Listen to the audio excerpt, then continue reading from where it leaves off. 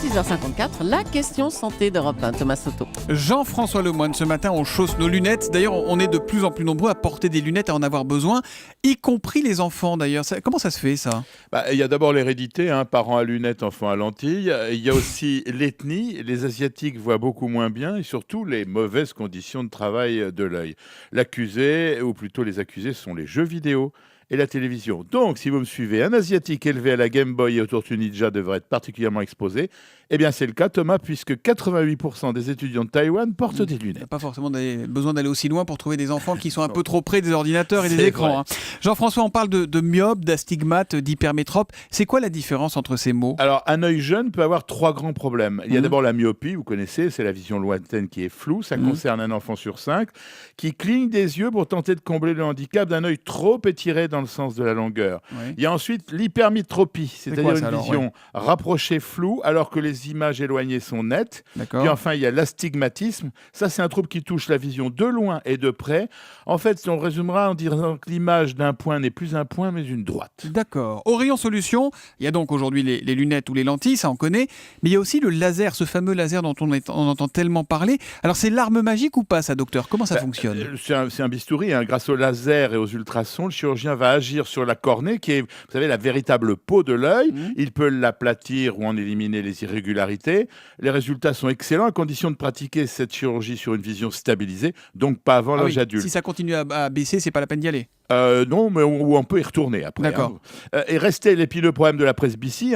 95% des gens sont presbytes après 48 ans. Presbyte, c'est les bras qui s'allongent pour lire le journal. C'est ça, c'est le symptôme le plus classique de l'âge mûr. Là encore, moi j'avais une autre expression, mais on la fera un autre jour. Là encore, on agit sur la cornée en modifiant sa courbure, avec différent pour les deux yeux.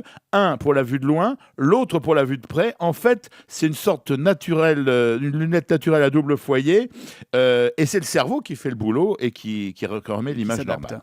On parle du laser. Là, le laser dans l'œil, c'est quand même un peu inquiétant, non ? Il n'y a pas de risque ? Attention, il faut parler à celui des matchs de foot.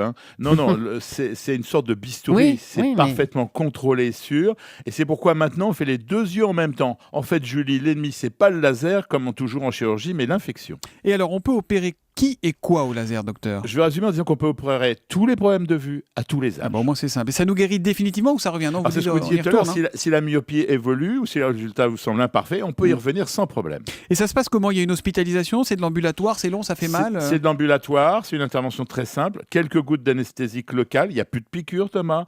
Ça dure un quart d'heure plus quelques minutes pour que le miracle s'opère. Et les deux yeux en même temps. Bon, j'imagine que c'est pas donné quand même cette chirurgie au laser.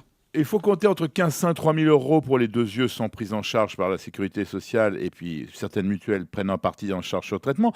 Mais c'est à comparer avec le coût, Thomas, des lunettes sur plusieurs années. Et là, ça devient rentable. Bon, alors attention, les opticiens vous écoutent, docteur. La fin des lunettes, c'est pour quand ? Si c'était le cas, Thomas, je ne porterais pas de lunettes.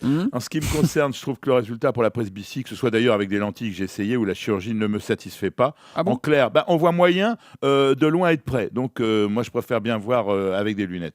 Pour la myopie, en revanche, je pense que ça aurait pu être tenté. Mais comme je porte des lunettes depuis mon plus jeune âge, je dois faire partie, comme disent les psychiatres, de ceux qui estiment qu'il s'agit d'un rempart confortable contre la timidité, auquel il est parfois douloureux de se soustraire. Voilà, on dit docteur, il est timide, le docteur Lemoine. Allez, rougissez pas et revenez nous voir demain matin. La question santé d'Europe 1, tous les matins à 6h55. Il est timide, il était guitare basse dans une équipe de rock. Je te dis pas s'il était timide à ce moment-là. Vous avez des vidéos, on peut mettre ça sur Internet ou pas ? Mais les timides sont toujours des bons musiciens. Bon, allez, merci docteur.